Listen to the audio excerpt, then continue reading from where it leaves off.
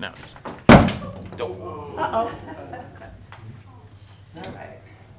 That's what these wonderful covers are for. Come on, you can do it. All right. So I did mention we live stream on Facebook, we live stream on Zoom. Today, if you haven't heard about Clubhouse yet, we're live in Clubhouse too. And we have a listener in there, so we'll say, hi, Andrew. Hi, Andrew. Hi, Andrew. All right, so it's so good to be here today. It feels like spring, and it's actually spring, and we are just moving into the season now of creating, of blossoming, right? It feels so good. I'm so glad to be here. And today we go into part 5 of our Grace and Grit themed rainbow series for 2021. We are always in motion. We are energy in motion. We're light in motion. We're going into the darkness of us and the lightness of us. We're going into the understanding, and we're in the non-understanding. We're lack of awareness, moving into awareness. We're always in motion. Now, we're in our shadow when we're in our lack of understanding, lack of awareness, lack of coping skills. We're at our most challenged, and it can get exasperated if times around us are scary too. Like you might exasperate a sprained ankle if you had to keep walking on that ankle. The more we are stuck in our shadow without the light of grace to shine on it, the more exasperated things become for us, and the more we struggle. But grace brings that light, it brings the healing necessary to each of our shadows. And so what we've done so far, we've gone through the first 4 chakras. The root chakra, the shadow there is hubris, and the grace is reverence, seeing the oneness in all of life. The second chakra, the sacral chakra, the shadow there is avarice, or never having enough. And then the grace is piety, which is the practice of seeing God in motion everywhere, God in movement. And so we can get the idea of the oneness of all, because we see the movement of the universe in all things. Then we went to our third chakra, the solar plexus here. Our shadow is entitlement, and the grace is understanding. So with that grace, we learn about how we're all of us on a sacred journey together. There are a lot of moving parts in this universe, right? Not just in our own life, but in the lives of everybody. Then we got into the heart last week. The heart is the powerhouse of the energy system. And the shadow of the heart is wrath, which is continually wanting to punish someone or something for what happened. I'll show them, right? Over and over again. But the grace of the heart chakra is fortitude. Fortitude is what helps us become a soul with stamina. Fortitude is what helps us endure, do the hard things, and move through them. We become a soul with stamina. So today we go into the 5th chakra. The 5th chakra is called the throat chakra, and it is mission control of our energy centers, because it's from this chakra where we're making choices. It's our center of communication. Here we choose between, well, do I want to come from personal will, or do I want to move into divine will? Do I want to do what's easy and comfortable, or do I want to do what's the best for me? Do I want to do what's the highest good for us? See, from right here, from the throat, here's where we know what we should do. We know what the right thing is to do. Now, our first 3 chakras, we're unconscious in those shadows. And so we are making our choices from an authentic belief that we are not good enough, and that we deserve to feel bad, and we deserve to feel bad about our life, and we have no power over all this stuff that's going on around us. We really believe that. But once we get up into the throat, we know better. We know the difference. So here is where we know what we should be doing, but are we doing it? Are we doing it? This is why choice is our biggest superpower. Choice is our biggest superpower, because if we choose out of fear, out of limitation, out of lack, we move more into struggle. But if we choose to honor the divine within us, we start growing. We start expanding our consciousness. We start clearing the way. We start calling forth more good, more joy, more love through us. So that's why choice is a superpower. Because through our choices, when they're aligned with the divine within, that's where we experience transformation. We experience transformation through the choices we make. Not the things we visualize, not the things we wish for or write out in our journal. We don't transform through that. We transform because of the choices that we make. You know, one of the most common questions I get, and I've heard this, and I know you all have heard this question too, people asking, well, if God is all things, why is there so much evil in the world? If God is all things, why does God let these bad things happen? Well, God doesn't let bad things happen. We're the emissary, right? We're here to call the good forth through us. There's not a cosmic force up there that's going to move the pieces around of our life like we're on a chessboard. That would mean we didn't have free will. Like if we couldn't make any mistakes and we always had to do the right thing, we don't have free will. But we have free will. And it's a gift because it gives us the power of choice and our ability to experience transformation. So when people say, well, why are there all these bad things happening in the world? I say, because people make lousy choices. People choose from what's easy for them and don't think about the consequences to other people. People choose instant gratification instead of doing the work. Here, people choose to manipulate circumstances out here rather than go in here and do the work here, so then everything here changes. Okay, that's why. That's why. So we go into the shadow of this chakra. Now, physically, I know you've all heard of like the term gluttony, which is just like shoving stuff in, right? The shadow of this chakra is spiritual gluttony or spiritual extremism. Spiritual extremism. That's when we just focus on the spiritual stuff, but we don't want to do the work. We just want to be in spiritual places and carry our crystals. And I'm not making fun of anybody who carries crystals, because I'm carrying crystals or I'm wearing crystals. I don't have pockets today. So I'm like, okay, I have to wear a necklace and earrings, right? Okay, but see, when we're in the shadow of spiritual extremes, we just want all the goodies, but we're not doing the work. We're talking the talk, but we're not walking the walk. So that's spiritual extremism. When we're in spiritual extremism, what happens is we cut ourselves off from these chakras. Because the first three chakras, right, they're about our physical experience. And somebody in spiritual extremes would say, oh, we don't need any of those. I'm here just to get enlightened. That's just all I want to do, right? So they cut this off. We don't have the graces of these first chakras. If we don't have fortitude, we cannot be a soul with stamina. Which is why in the shadow of spiritual extremism, we don't have the endurance to do the work. We don't have the endurance. We just want the end result. This is where we say one thing and we do another. Right? We know, here we are, we know what we want, but from here to there, there's a lot of hard work. There's so much work right there.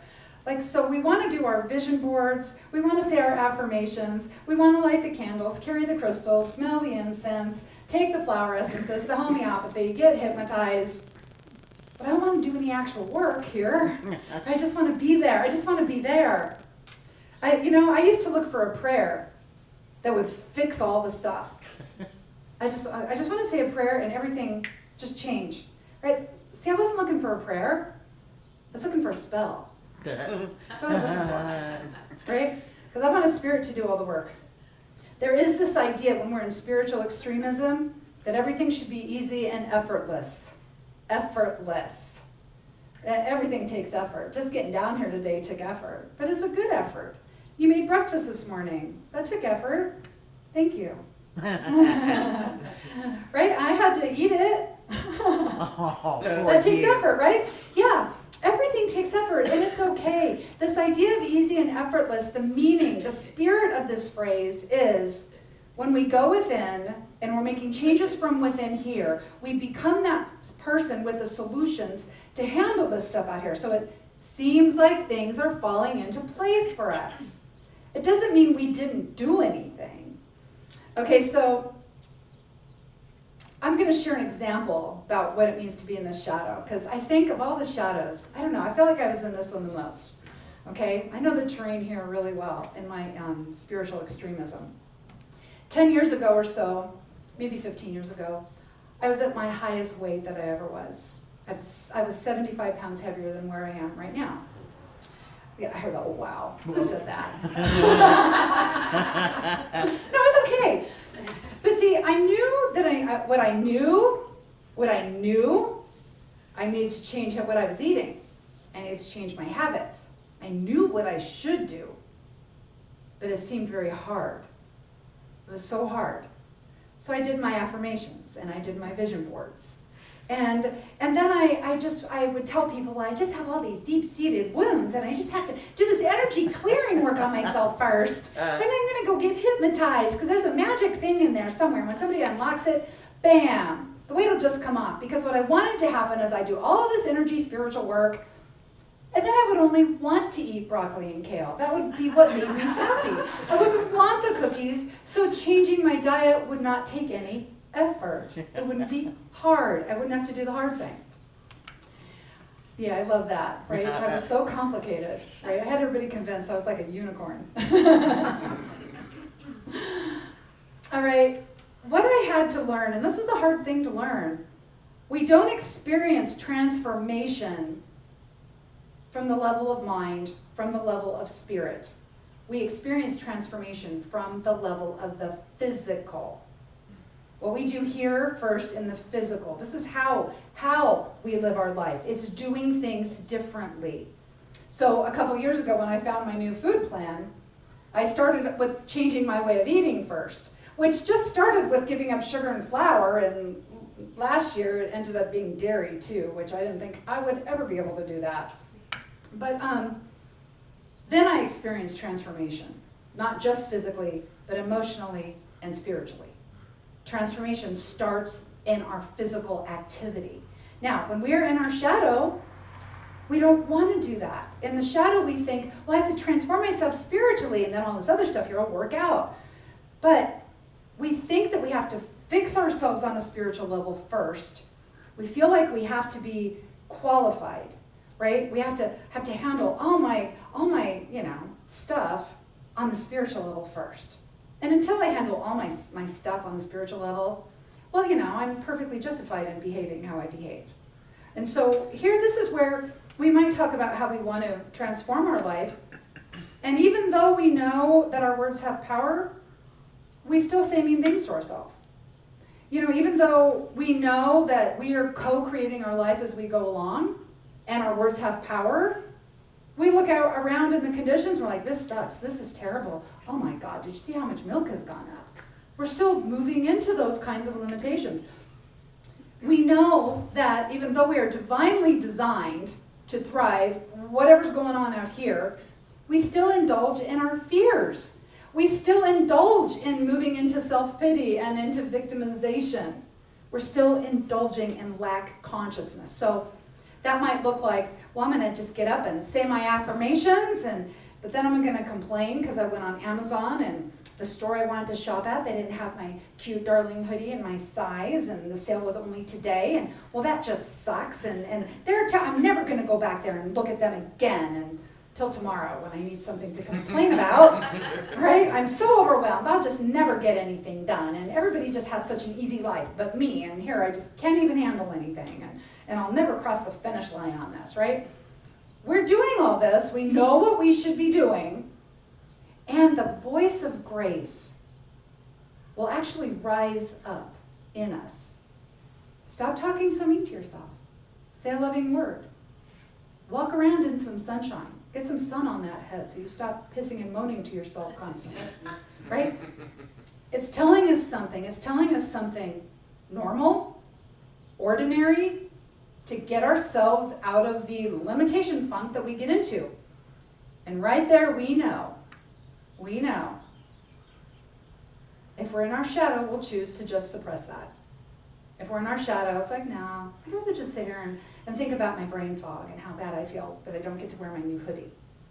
Right? That's what we're going to, yeah, the hoodie thing was an issue for me last week. Okay, so we have something that gets in our way, and that's our butt. Our butts get in our way, right? A butt is a perfectly justifiable excuse. Totally justifiable excuse. I know I should go off sugar, but it's the only way I get through the day, and I'll go through the sugar withdrawal, and tomorrow I can't actually be on that withdrawal because I've got all this stuff going on. I got to be in a good mood and be chipper tomorrow. So I could try, well, no, Tuesday won't work either because, perfectly justifiable excuses. I know I should not play this addictive computer game. Isn't it weird how solitaire can be addictive? What is with that? And all the new solitaires? Like Bisley right now is my favorite one. But I'm like, well, I'm just going to go on here for a moment so I can clear my head. You don't clear your head. Everything goes too crazy in there, right? But I'll tell myself, well, it's a good way to just kind of center down for a minute. I just need to ground myself. Solitaire doesn't ground me, just tell me that. How about I know I should stop tolerating the bad behaviors of other people. But, well, I don't want anybody to think I'm mean. I don't want anybody to think I'm mean. I know I should stop being so judgmental, but if I had compassion for that person, then I might have to do something nice for them. Oh, I might have to step out of my comfort zone and do something like put my arm around them or something, and that would feel really weird, okay? I really want to make new friends, but staying home is so inviting. And what if my new friends who I don't know yet don't like me? It's just better to stay home and stay safe. So we're basically always going back and forth between what I know I should do and what's easy to do. What's easy to do. Doing the right thing takes spiritual stamina. We're coming from here. Fortitude is what gives us the stamina to do those things. Teaches us and helps us do the hard thing. Helps us to do the right thing. Helps us to choose our highest good. It helps us to act from divine will. The author, Mel Robbins, she has this book. It's called The 5-Second Rule. And you know what? You just count down to the hard thing. 5, 4, 3, 2, 1. And because it's like a launch pattern for a rocket, you kind of think, okay, I just have to move now, right? When you say 5, 4, 3, 2, 1, I have to do something now, right? And I actually did that last week when my voice of goodness was telling me, walk around outside, get some sun on your head. And I was like, I'm so tired. I'm just tired. And I would have to tell somebody I was walking outside of the house. And that would be hard to go walk to the other end of the house and tell someone. 5, 4, 3, 2, 1, and I just did it. See, we do need to accept, we have to accept that anything we want to create in this life will take effort on our part. But also effort is fine. There's nothing wrong with putting forth effort. We have to participate in creating our good. That's why we are here. We are here to participate with the creation of our good. In our shadow, we want somebody to just do it for us. Right? We want somebody to just do it for us. We don't want to participate. Also in our shadow, this is where we may say, well, that's a big change. And I agree, it would be great to do that. But right now, it may change my life too much, and I'm not ready to change my life in that big of a way. I'm not quite ready to do that. Not quite ready to do that. You know, with the springtime holidays rolling up here, we've got Passover starts next Saturday evening. It goes through to Sunday, April 4th, which is also Easter then. But this time of year, with our cluster of spring holidays, I always think of Moses. Like more than the typical Christian holiday, I think of Moses because when I was a little kid, 10 Commandments would always come on like this week. Like it'll if it's, I don't even know, it's probably on Sunday evening. And so I associate Moses with our springtime cluster of holidays. Now you know the story of Moses, that he was born to a Hebrew family, and at that time that he was born, it was very dangerous to be a Hebrew baby. And so his mother put him in a little reed basket and floated him down the river, and Pharaoh's daughter found him and raised him as her own. Now Moses grew into a young man. He thought he was Egyptian, and but then he killed an Egyptian. And then he realized some people knew what he did, so he fled Egypt because he was worried about Pharaoh being pissed, and Pharaoh was mad. So he didn't want to be executed, so he fled to a place called Midian. And one morning he's sitting there at this well, and these 7 young ladies come to the well to fill up water buckets to take to their father's herds. But these shepherds show up, and they had a thing. I guess they thought that their flock was better than the girls' dad's flock. I think the dad maybe had goats. And so the shepherds start harassing the girls, where Moses, like if you look at the Charlton Heston version of Moses, you'll see Charlton Heston, man, that's Moses, big threatening guy. And so the shepherds were all scared off, and the girls all ran home to tell their dad that this man, this stranger, had saved them. So the father was impressed and said, well, go get this man and bring him to dinner. And so they went and got Moses, and he kind of sat with the family. The father decided he really liked Moses. He gave him his daughter Zipporah. They started a family. Moses became a shepherd. It was a peaceful, easy life. Like the kind of life that many of us would just dream about, right? A peaceful life. So one day, Moses, he takes his flock up to the mountain of God. And then there's this burning bush. And the burning bush says, Moses, Moses. Moses says, here am I. Here am I. The voice says, you know, there's this stuff happening with my children, right, in the land of Egypt. And he explains to Moses what he's going to go do. He's going to go to Pharaoh. He's going to demand that the Pharaoh release the children of Israel. So Moses is listening to all this, and he says, well, but who am I to go to Pharaoh? Who am I to do this? The voice says, I'll be with you. I'll be with you. Moses says, yeah, but like when I get there, like who should I say even sent me? The voice says, well, say I am that I am sent you. Say I am that I am. Some versions of the Bible say Yahweh sent you, and something else that I couldn't pronounce. But so Moses is like, okay. Then the voice says, tell them I will bring them to the land of milk and honey, and I will smite anybody who tries to oppress you or oppose you. So there's a big promise right there. Go, I'll be with you the whole time, and I'll just like smite anybody who tries to stop you, right? What else could he possibly need, right? So Moses says, but what if they don't listen to me? So the voice says, okay, your staff, throw it on the ground. Moses throws it on the ground. It turns into a serpent. The voice says, put your hand in your shirt. So Moses does that. Take your hand out. He takes it out, and it's covered with leprosy. Like his hand has leprosy. The voice says, put your hand back in your shirt. So he does, and he takes it out again, and it's totally healed. Okay, but wait. There's more. The voice says, pour water on the ground. It'll turn into blood. Moses says, okay. But I'm not very eloquent with words. I stutter and I'm slow of speech. So now the voice says, who has made man's mouth? Who made the deaf or the seeing or the blind? Is it not I? I will be with you. I will tell you what to say. Now, even with this burning bush voice giving him all these guarantees, Moses has one more.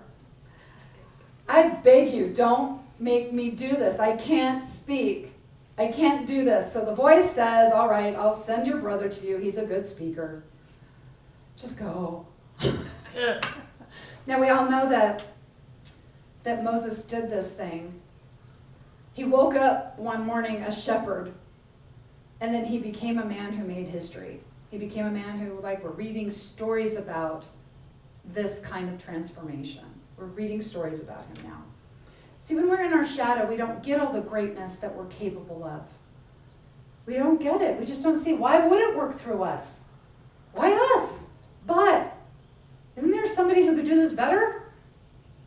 This is where we get the grace of counsel, right? Okay, so we've got that shadow. Now we have the grace of counsel.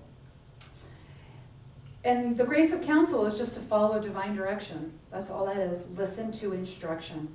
We know what we should be doing. We know. But we still battle between our personal will and divine will, doing what's easy, doing what's right, doing what's comfortable, doing what's for the greatest good. The grace of counsel invokes clarity for us. Invokes clarity. Where spiritual extremism blocks that And right away, a justification will pop up when we're in spiritual extremism. So it's the grace that gives us this capacity to take a mystical truth and take it into our body, like take it into the way that we live so we can experience it. We experience it. We cannot learn a mystical truth. We can't just read about it in a book. We have to experience a mystical truth. And this is what happened with Moses. He experienced the Moses at the beginning of the story is way bigger or way different than the Moses at the end of the story.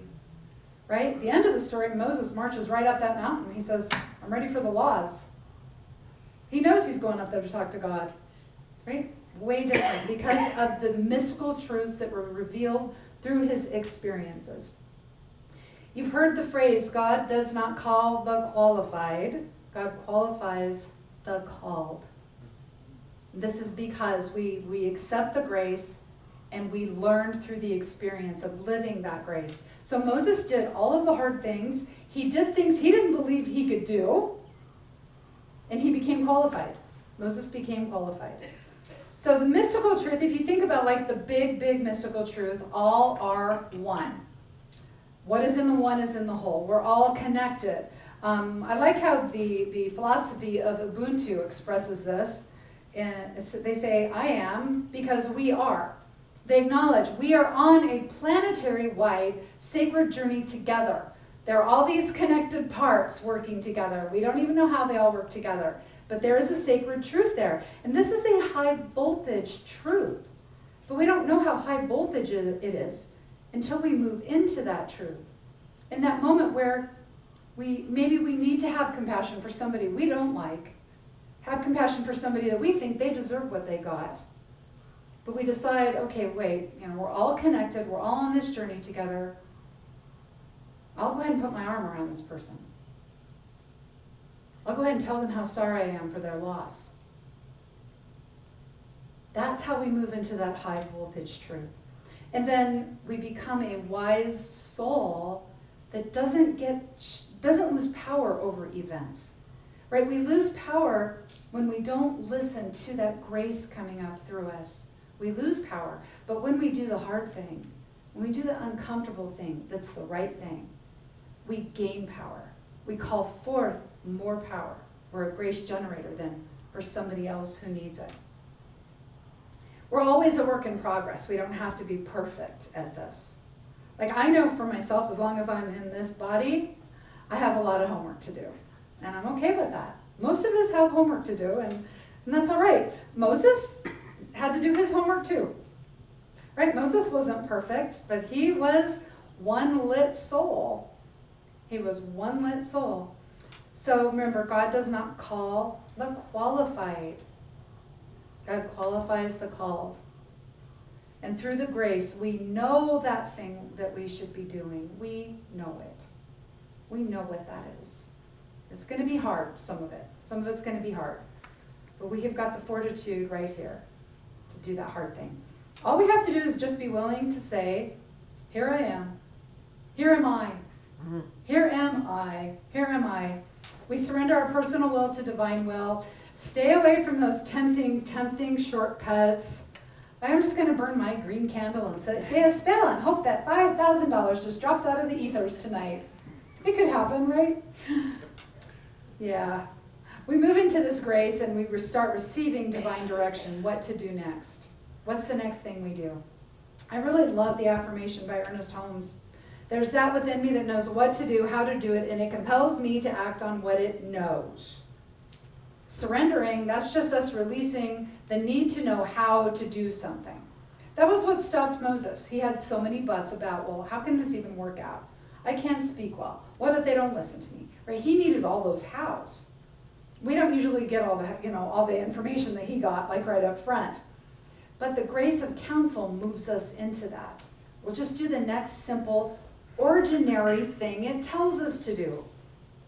So often we think that grace speaks to us in this holy language of burning bushes and angels and signs and synchronicities, and it does. But see, more often, it's saying, you know you don't want to eat that donut. You know you should get outside and get some sun on your head. Show a little love. That's what it's doing. It's those ordinary things. So we don't have to know how. We just have to keep taking one step at a time. There is a prayer that we used to say here when we had the Course in Miracles group ages ago. And the opening prayer was, Spirit of truth within me, teach me what I need to know today. Teach me what I need to know today. Like, just get me through today. I don't need to know about next week. I don't need to know about 5 years from now. Just teach me what I need to know today. In the beginning of the Course in Miracles book, there is a beautiful affirmation in there. I am here only to be truly helpful. I am here to represent him who sent me. I do not have to worry about what to say or what to do because he who sent me will direct me. I am content to be wherever he wishes, knowing he goes there with me. I will be healed as I let him teach me to heal. We are here to create heaven on earth. That's our calling. That's our purpose here. Can you imagine if we had to know how to do that? That could be a little scary. Well, how are we supposed to create heaven on earth now? Like with all that stuff going on. Teach me what I need to know today. The Grace of Counsel, divine direction. It'll tell us what to do in this moment. Like right now, what do we do? And it's making choices that honor the divine in us and the divine in others. Just making those choices, that is how we are creating heaven on earth. So until next time, remember you are the activity of spirit in a body. You are the heart and hands of spirit in this world. You are a soul designed for growth and goodness. And everything you do, you are blessed, and so it is. Amen. There we go. Thank you. All right, we have a special post-message song for everybody.